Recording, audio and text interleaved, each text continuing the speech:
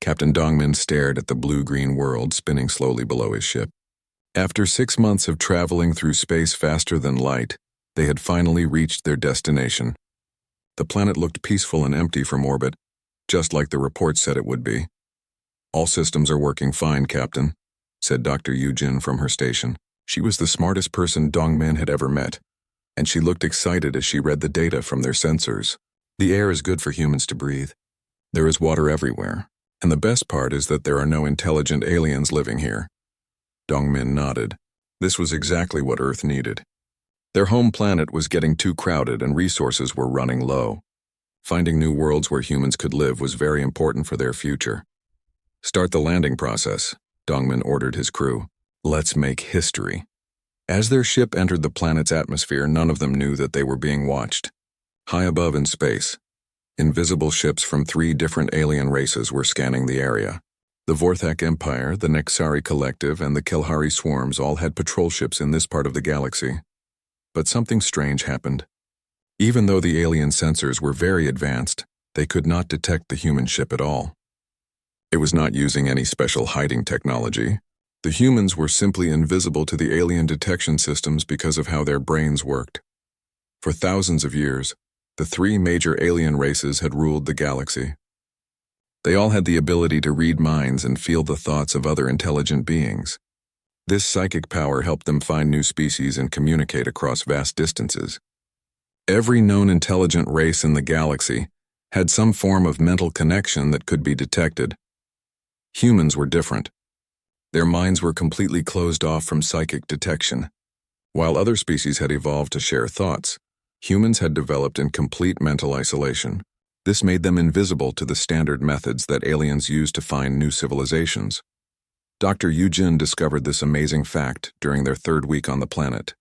She was studying the strange energy readings in space when she realized what they meant. "Captain, you need to see this," she called urgently. "I have been watching the alien patrol ships above us. They have passed directly over our landing site 7 times, but they have never stopped or changed course. Their scanners cannot see us." Dongmin looked at the data with growing excitement.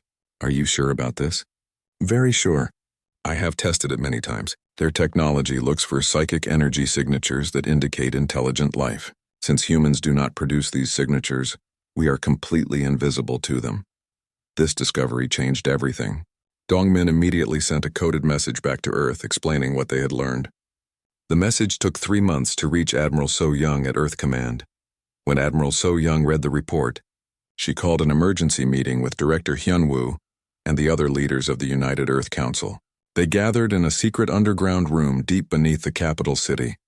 "This changes our entire approach to space exploration," Director Hyunwoo said after reading the report. "If we can expand without being detected, we have a huge advantage." Admiral So Young agreed. "We could establish colonies throughout the galaxy while learning about these alien civilizations. They would never know we exist until we are ready to reveal ourselves." The council members discussed the idea for hours. Some worried that hiding was dangerous. Others believed it was the smartest thing they could do. In the end, they voted to approve what they called the Ghost Protocol. The Ghost Protocol was simple but revolutionary. All human expansion into space would be done in complete secrecy. Every ship would avoid detection. All colonies would be hidden from alien sensors. Humans would study their galactic neighbors while remaining completely unknown.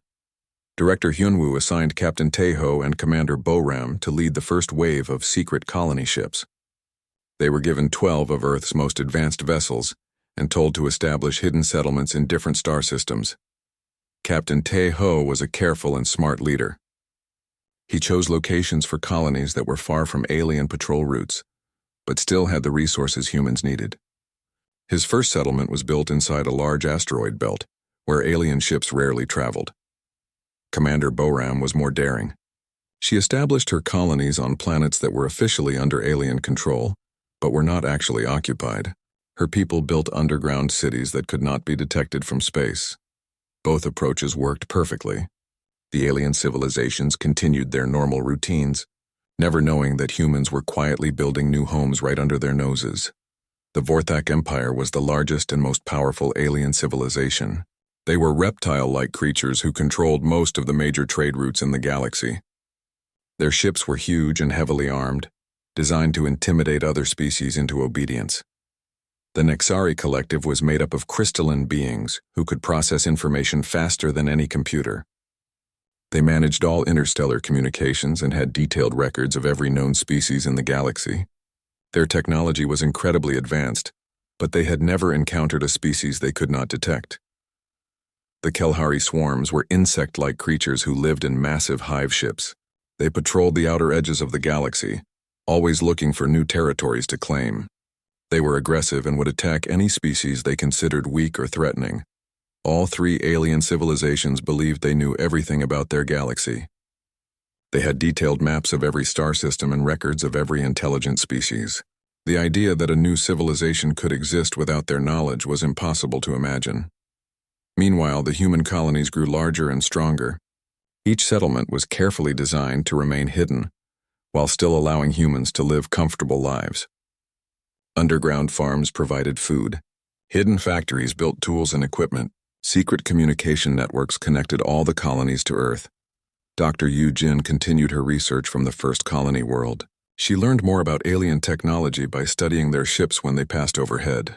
Every piece of information was carefully recorded and sent back to Earth.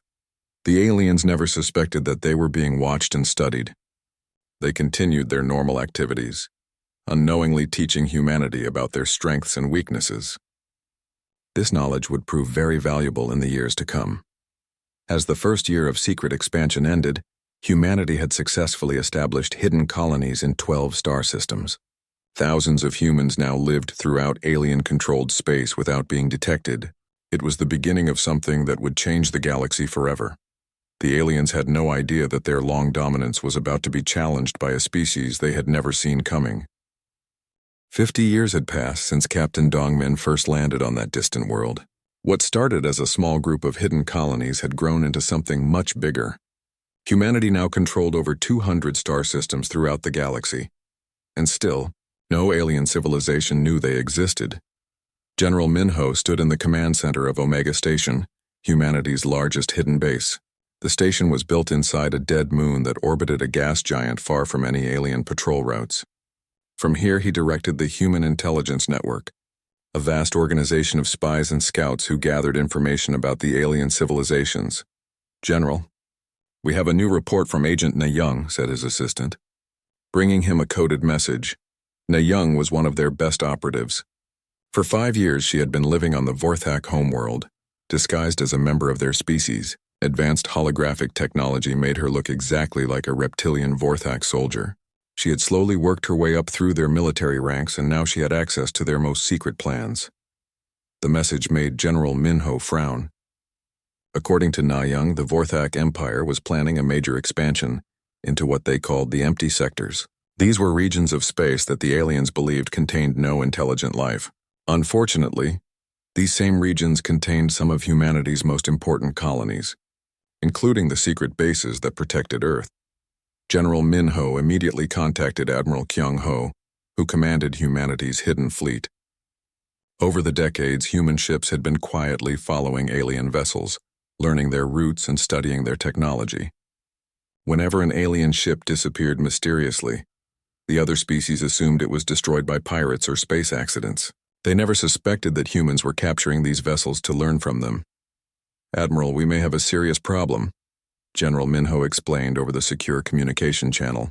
"The aliens are planning to expand into our territory." Admiral Kyung Ho was aboard his flagship, the invisible dreadnought called Ghostwind. His fleet of stealth ships had been shadowing a Kelhari patrol group for 3 weeks, carefully mapping their patrol patterns and studying their weapons. "How much time do we have?" Admiral Kyung Ho asked. Na Young thinks they will begin their expansion in less than 2 years. All 3 major species are involved in the planning. This was very bad news. For 50 years, humanity had been able to expand in secret because the aliens were not interested in the regions where humans were building their colonies.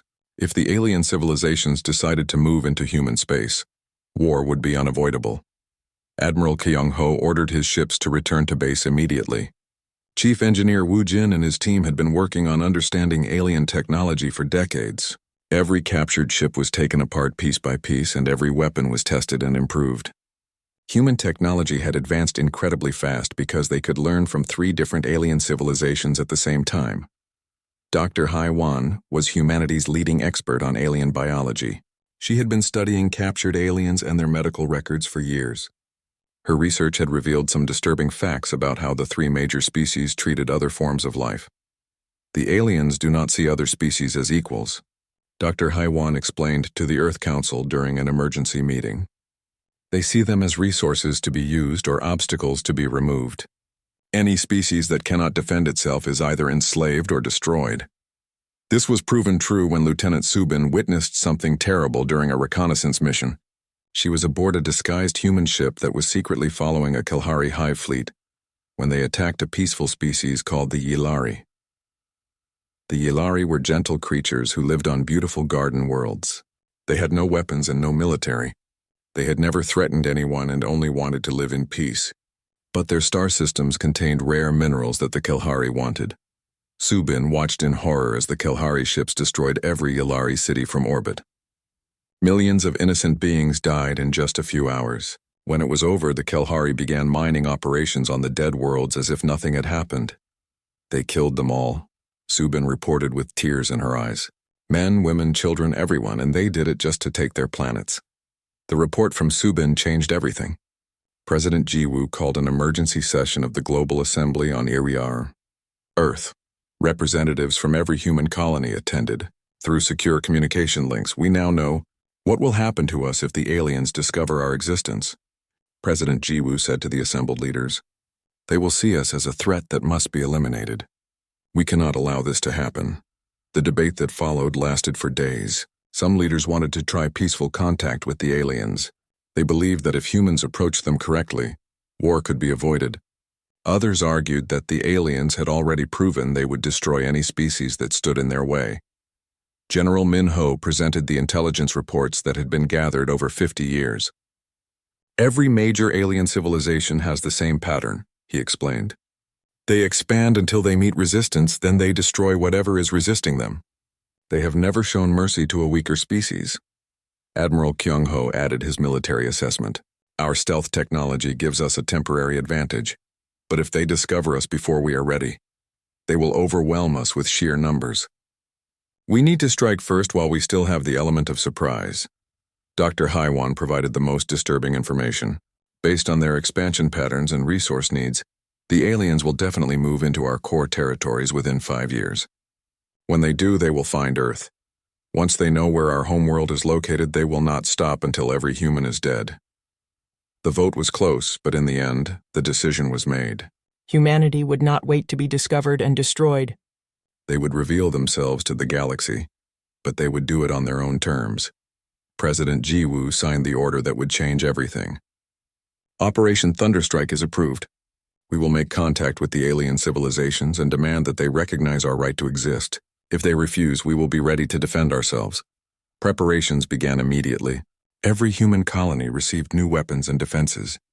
The hidden fleets moved into position around key alien worlds. Thousands of human agents who had been living disguised among the aliens prepared for their missions. Ambassador Da-Yoon was chosen to make first contact with the alien leaders. She was a skilled diplomat who had spent years studying alien cultures and languages. Her job would be to offer the aliens a chance for peace, while making it clear that humanity was not helpless. As the preparations continued, the alien civilizations remained completely unaware of what was coming. Overlord Vextar of the Vorthak Empire continued planning his expansion into human space. Prime Node Kriths of the Nexari Collective updated their maps of empty star systems that were actually full of human colonies. Hive Queen. Zakth of the Kelhari swarms prepared her fleets for new conquests. None of them suspected that their next expansion would bring them face to face with a species that had been watching them for 50 years. A species that knew their weaknesses, their patrol routes, their battle tactics, and their military capabilities. A species that had been preparing for this moment since the day they first left Earth. The galaxy was about to discover that humanity had built an empire in the shadows, and that empire was ready to step into the light. The war began exactly 24 hours after Ambassador Da-Yoon vanished from Harmony Station. The 3 alien leaders had spent the entire day arguing about how to respond to the human threat. Pride and arrogance won over caution, and they decided that any species that had to hide for 50 years must be weak and cowardly. Overlord Vextar commanded the largest fleet in the galaxy. His warships were massive and heavily armored, designed to intimidate enemies into surrender. He was certain that once the humans saw the full power of the Vorthak Empire, they would retreat back to whatever holes they had been hiding in. Prime Node Kreeths had run thousands of battle simulations. According to every calculation, the combined forces of the three major civilizations should be able to crush any resistance. The Nexari had the most advanced technology and the fastest computers in the galaxy. Victory seemed certain. Hive Queen Zacht was eager for battle. Her swarms had conquered dozens of species over the centuries. She had never met an enemy that could stand against the fury of billions of Kelari warriors fighting as one mind. They were all wrong. The alien fleets launched their attacks against what they believed were the main human colonies. Their scouts had identified 12 worlds that seemed to be heavily populated and well defended. These targets were spread across human space, and capturing them would break the back of human resistance. Admiral Seung Ho watched the alien fleets approach from his hidden command center deep inside an asteroid field. He had been expecting this attack for months, and every detail had been planned perfectly. The worlds the aliens were attacking were not real colonies at all. They were elaborate traps. "All stations, this is Admiral Seung Ho," he announced over the secure communication network. "Operation Thunderstrike is now active. Begin Phase 1. The fake colonies were heavily fortified and defended by automated weapon systems, but they contained only a few thousand volunteers who had agreed to help with the deception. Their job was to make the aliens think they were attacking real human cities while the true population escaped through hidden tunnels. Captain Heejin commanded the stealth destroyer Shadowblade. Her ship was invisible to alien sensors and armed with weapons that had been reverse-engineered from captured alien technology. While the main enemy fleets were busy attacking the fake colonies, she led her squadron deep into Vorthak space. "Target the supply convoys first," Captain Heijin ordered her crew. "Cut off their fuel and ammunition before they realize what is happening." The Vorthak Empire depended on massive supply ships to keep their fleets operational. These ships were lightly defended because they usually traveled through safe patrolled space. Captain Heejin's destroyers appeared out of nowhere, destroyed their targets, and vanished before any help could arrive. Meanwhile, General Yujin was coordinating attacks on alien homeworlds. For 50 years, human agents had been secretly mapping the defenses of every major alien planet. Now that knowledge was being put to deadly use. Commander Il-sung led the assault on the Kelhari core worlds. His planet-killer ships used weapons that the humans had learned about by studying captured Kelhari technology. The irony was bitter. The aliens were being destroyed by their own advanced weapons, improved and turned against them. The Kelhari hive worlds were massive structures that housed billions of alien warriors. Each world was like a giant fortress, protected by energy shields and orbital defense platforms. But Commander Il-sung knew exactly where the weak points were located. "Fire the neural disruption missiles," Commander Il-sung ordered. His ships launched weapons that had been specially designed to exploit Kelhari biology. The missiles released waves of electromagnetic energy that interfered with the psychic connections between the Kelhari and their queens. The effect was devastating. Kelhari warriors who had fought as a perfect unified force suddenly found themselves confused and disorganized. Without their mental links, they could not coordinate their defenses effectively. Dr. Sang-woo had spent years developing weapons that turned the aliens' greatest strength into their greatest weakness. The psychic abilities that allowed the three species to communicate instantly across vast distances also made them vulnerable to specific types of interference. "Deploy the neural static generators," Dr. Sang-woo instructed his technical teams. These devices sent out psychic noise that disrupted alien communication networks. Suddenly, alien fleets found themselves unable to coordinate their attacks or call for reinforcements. The confusion was made worse by human unpredictability. For thousands of years, the aliens had fought enemies whose tactics could be calculated and predicted. Human military strategy was based on deception, improvisation, and constant change. Alien commanders found their battle plans becoming useless as humans did things that made no logical sense. Fleet Admiral Chang Ho commanded the siege of the Nexari core worlds. The crystalline beings had always prided themselves on their perfect logical thinking and flawless battle plans. They had never faced an enemy that could think faster than their computers. "Begin the harassment attacks," Admiral Chang Ho ordered. Instead of fighting a direct battle, his ships appeared randomly throughout Nexari space, attacking small targets and disappearing before the enemy could respond. Each attack was different, following no pattern that the Nexari computers could predict. The Nexari tried to calculate human behavior, but humans kept doing things that seemed to make no sense. They would attack heavily defended targets while ignoring easy ones. They would retreat when they were winning and attack when they should have run away. The Nexari computers could not process such irrational behavior. The war spread across the entire galaxy. Trade routes were cut off. Communication networks were disrupted. Entire star systems became battlefields where millions died in the fighting. Colonel Mi-young found herself defending New Sol, one of humanity's most important colony worlds. A Kelhari hive fleet had broken through the outer defenses and was preparing to land ground forces on the planet. Her job was to hold them off until reinforcements could arrive. "All units, this is Colonel Mi-young," she announced to her defenders. "We are not going to let these aliens take our home. Fight for every street, every building, every room. Make them pay for every step." The battle for New Sol lasted for 6 days. Kelhari warriors swarmed through the city like a living tide, but human defenders fought them from rooftops, sewers, and hidden bunkers.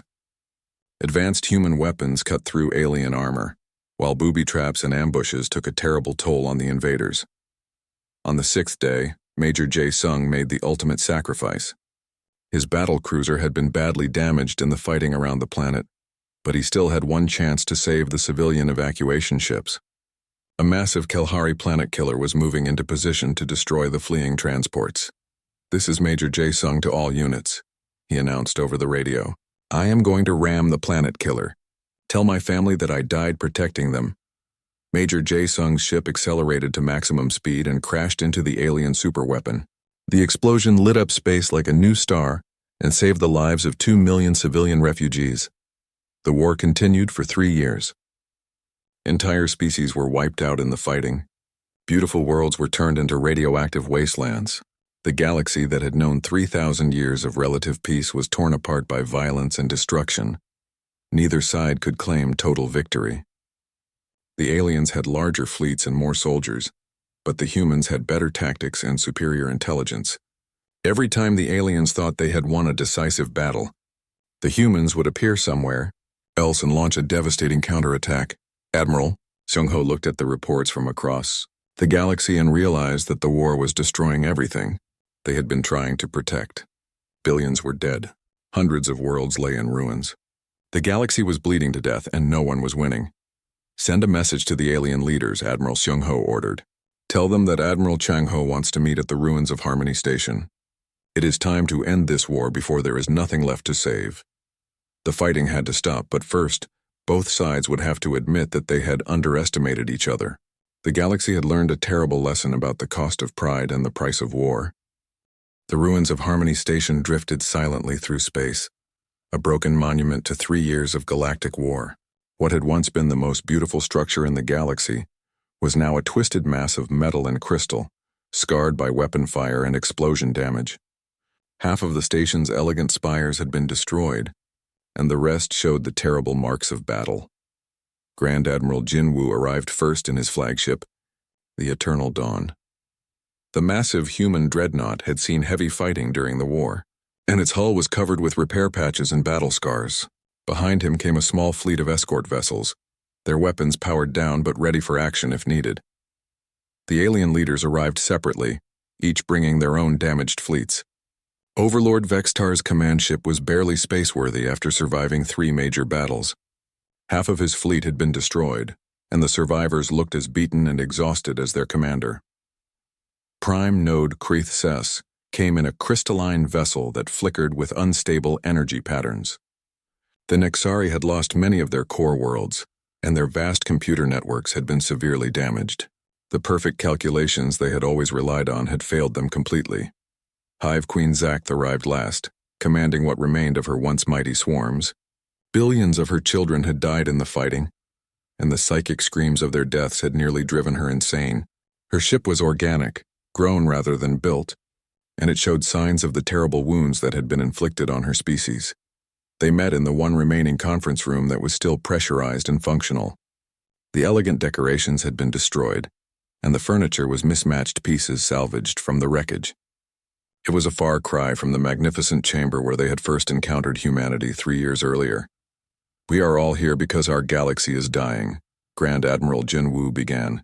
He looked tired and older than his years. The war had taken a terrible toll on everyone, including the humans. If we continue fighting, there will be nothing left for anyone to rule. Overlord Vexitar's red eyes had lost their fierce glow.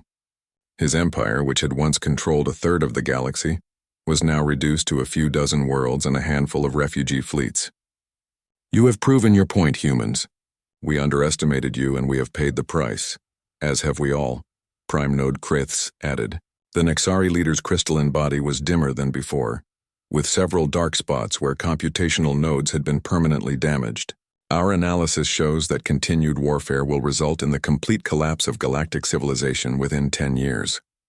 Hive Queen Zakth spoke in a voice filled with grief and exhaustion. "My children are dead. Whole hive worlds have been sterilized. The Kelhari swarms may never recover from what has been lost." The room fell silent as the 4 leaders considered the devastation that surrounded them. Trade networks had collapsed. Communication systems had been destroyed. Entire species had been driven extinct. The galaxy that had prospered for thousands of years was now a wasteland of ruined worlds and dead civilizations. "The old way of doing things is finished," Grand Admiral Jinwoo continued. "The system where the strongest species ruled over the weaker ones has brought us nothing but destruction. We need a new approach." Chancellor Yuna of the reformed Earth government appeared on a holographic display. She had been elected to lead humanity's civilian government. After the previous leaders had been killed in alien raids on Earth's orbital cities, the Human Federation proposes the creation of a new galactic government. Chancellor Yuna announced, "Not an empire ruled by force, but a federation based on cooperation and mutual respect. Every species would have a voice regardless of their military power." Overlord Vextar laughed bitterly. "And who would lead this federation? You humans, I suppose." "No," Chancellor Yuna replied. "Leadership would be shared among all member species. Decisions would be made by consensus, not by the threat of force. We have all seen where the old way leads." Prime Node Kriths processed this proposal rapidly. The mathematical probability of such a system working is very low. Too many competing interests and conflicting goals. "The mathematical probability of our current system working is 0, Grand Admiral Jin Woo pointed out. "We have already seen it fail catastrophically. At least a new system offers hope for the future."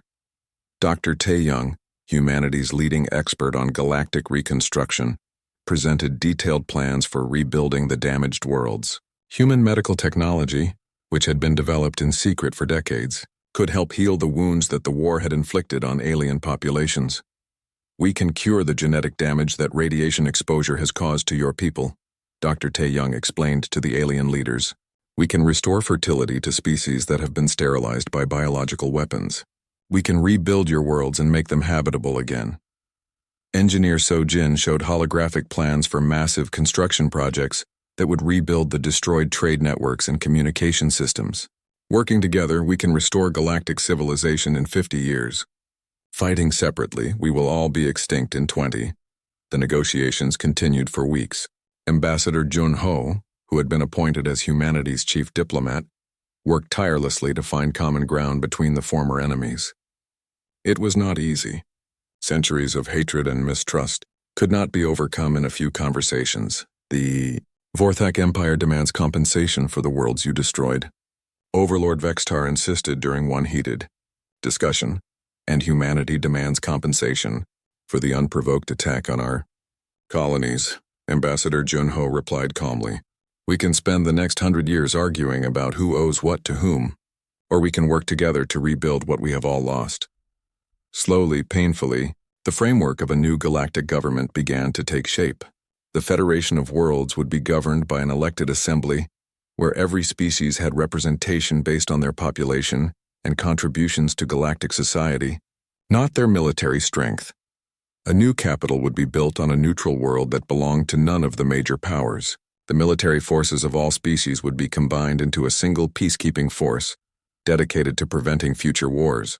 Trade and communication would be managed by joint committees with members from all species.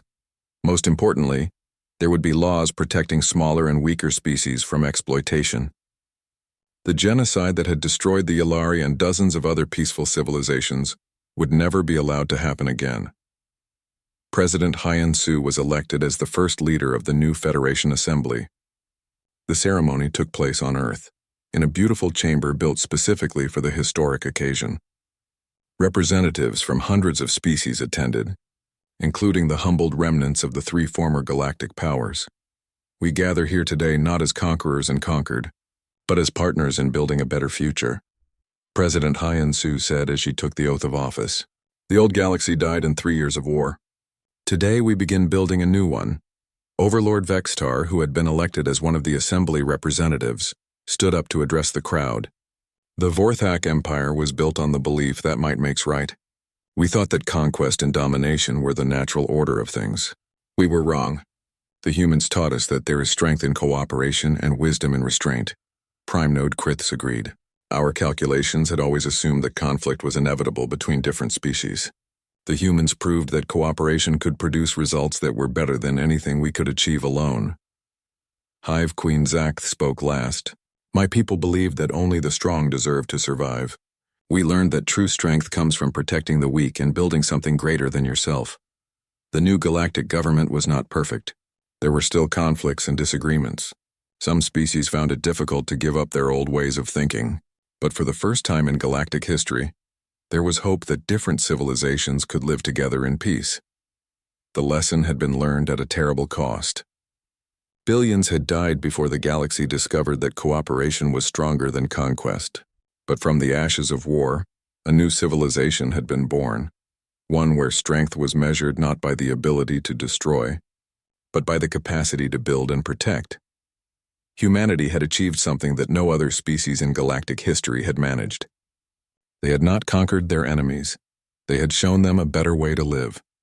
The empire that the aliens never saw coming had transformed not just the balance of power, but the very nature of civilization itself.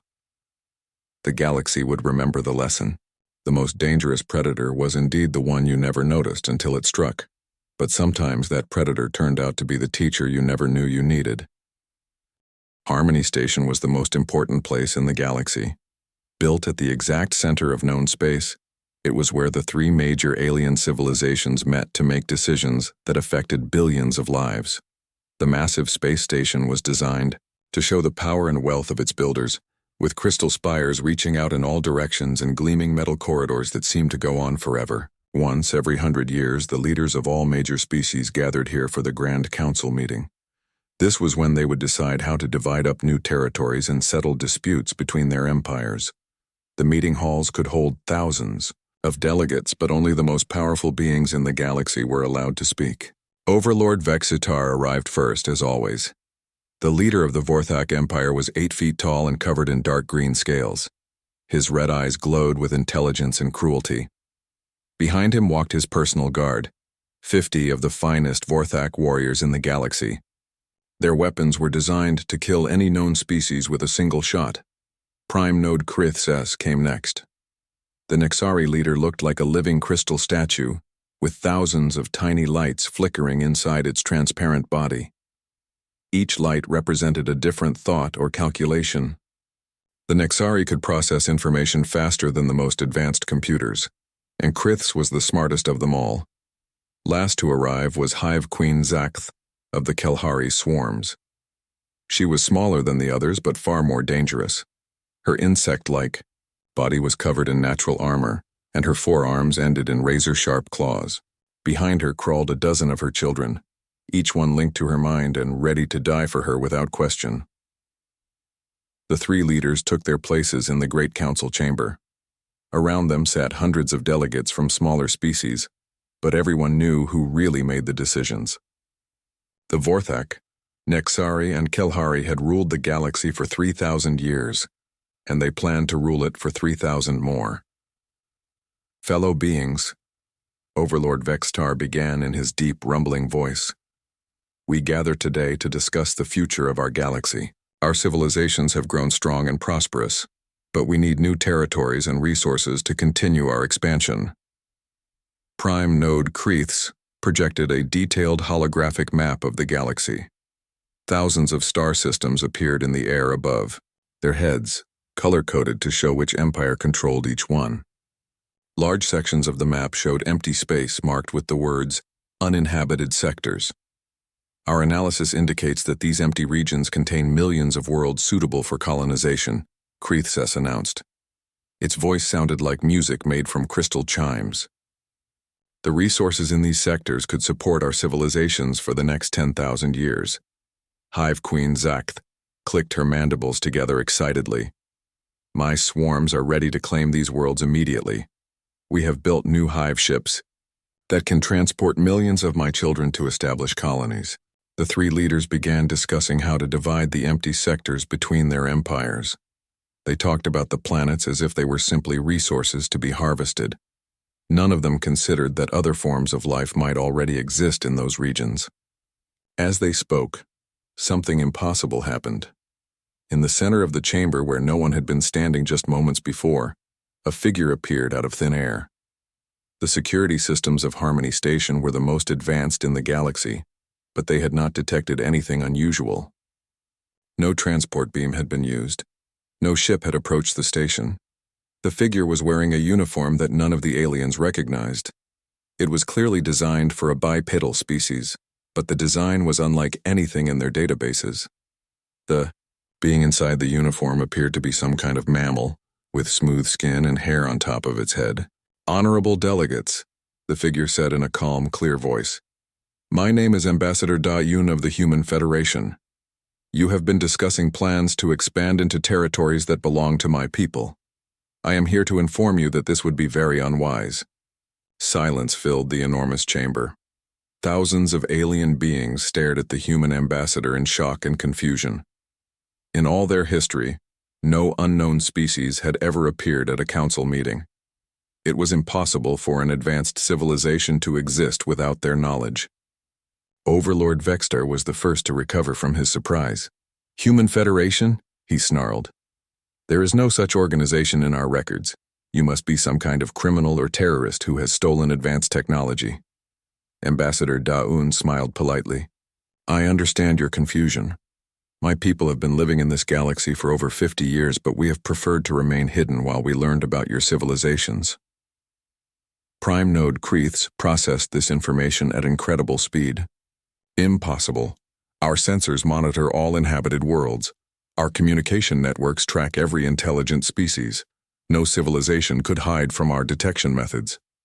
Your detection methods look for psychic energy signatures, Da-Un explained. Humans do not produce such signatures. Our minds work differently from yours, which makes us invisible to your standard scanning techniques. Before any of the alien leaders could respond, another figure appeared next to Da-Un. This one was, clearly a military officer, with medals and rank insignia on his uniform. Admiral Junsu looked around the chamber with calm confidence. Leaders of the galaxy, Admiral Junsu announced, allow me to demonstrate the extent of human capabilities. He pressed a device on his wrist, and the air above the chamber filled with holographic images.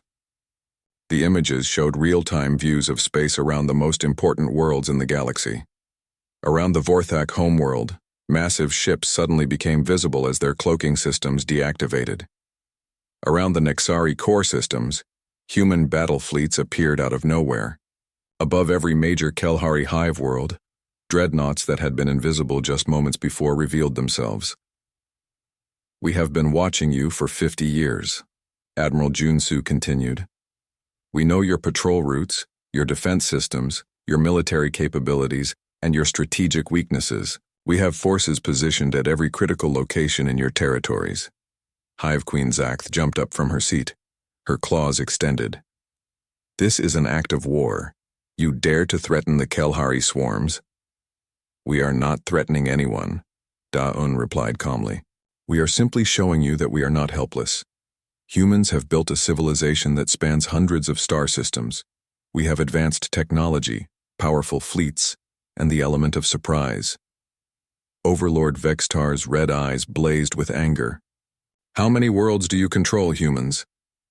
More than any single one of your empires, Admiral Junsu answered. And all of them are in the regions you just called empty sectors. Prime Node Kriths calculated rapidly. If what you claim is true, then you have been stealing resources that rightfully belong to our civilizations. Ambassador Daun shook her head. We have taken nothing that belonged to you. We have only settled on worlds that you had never claimed or even visited.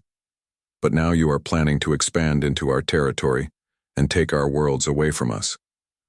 The alien leaders looked at each other with growing alarm. In just a few minutes, their understanding of the galaxy had been completely shattered. A powerful civilization had been growing right under their noses, and they had never suspected its existence. What do you want from us? Overlord Vextar demanded. We want you to cancel your expansion plans, Dawn replied. We want you to recognize the borders of human space and agree to peaceful coexistence.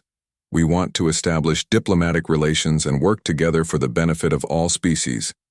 And if we refuse, Hive Queen Zakth hissed. Admiral Junsu's expression became very serious. Then you will discover that humanity is fully prepared to defend our territory and our people. We have studied your military tactics for decades. We know how to counter your weapons and exploit your weaknesses. A war between us would be devastating for everyone involved. The chamber erupted in angry voices as delegates from dozens of species began arguing among themselves. Some demanded immediate military action against the humans. Others called for caution and negotiation. The three major leaders struggled to maintain order. Finally, Overlord Vextar stood up and roared for silence. Humans, he bellowed. You may have caught us by surprise, but do not think that makes you our equals. We have ruled this galaxy for 3,000 years. We will not be intimidated by a species that hides in shadows. Prime Node Kriths agreed. Your deception proves that you cannot be trusted. Any species that would spy on others for 50 years cannot be considered honorable. Hive Queen Zakth chittered with rage. The Kelhari swarms have never retreated from a fight. We will not start now. Ambassador Daun looked sad but not surprised. I had hoped we could resolve this peacefully. My people have great respect for the achievements of your civilizations, but we will not allow you to destroy us. You have 1 day to remove your ships from our space, Overlord Vextar declared. After that, we will consider any human presence in our territory to be an act of war. Admiral Junsu nodded grimly. Very well. But remember that you were offered a choice. What happens next is your decision. The two humans vanished as suddenly as they had appeared, leaving the alien leaders to face a galaxy that had just become much more dangerous and uncertain than they had ever imagined.